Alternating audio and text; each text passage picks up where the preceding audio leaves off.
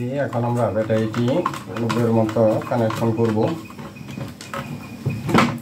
ব্যাটারিটি connection করে নেওয়ার পর আমরা এখন আমাদের যে সুইচগুলো আছে সুইচগুলো দেখব। আমরা সুইচগুলো সিস্টেমে সব দিচ্ছি দেখার জন্য যে আমাদের সুইচে কোনো প্রকার সমস্যা আছে কিনা।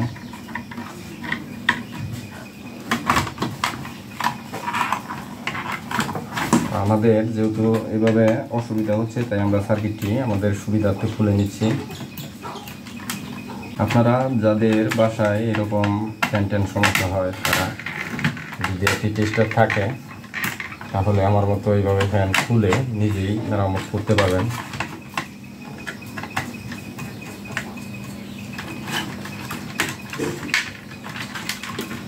আমি ফ্যানের সুইচটি খুলে নেওয়ার পর নাটগুলো খুলে সার্কিটটি আগলা করে নিয়েছি। এখন আমরা এইখানে লাইন দিব। আমাদের প্রতিটি সুইচ দিয়ে নিব।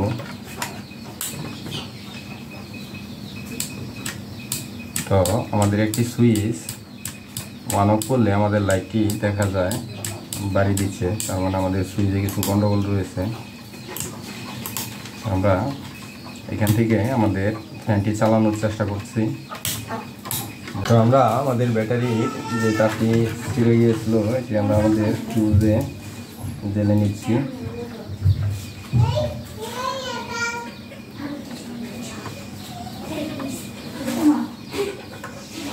সেই জায়গায় জেলে নিচ্ছি। তো আমরা এখন আমাদের সুইচটি দিয়ে পুনরায় চেষ্টা করে দেখব ফ্যানটি কেন ঘুরছে না।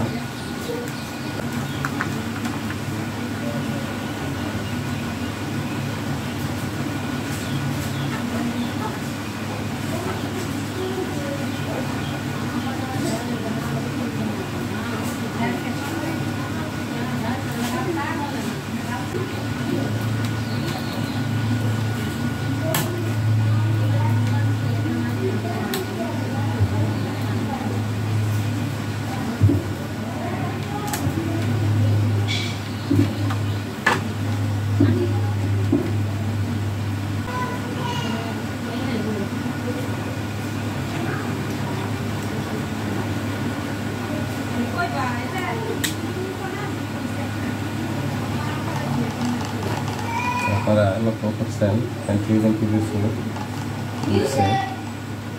আমরা আমাদের এই সুইচটি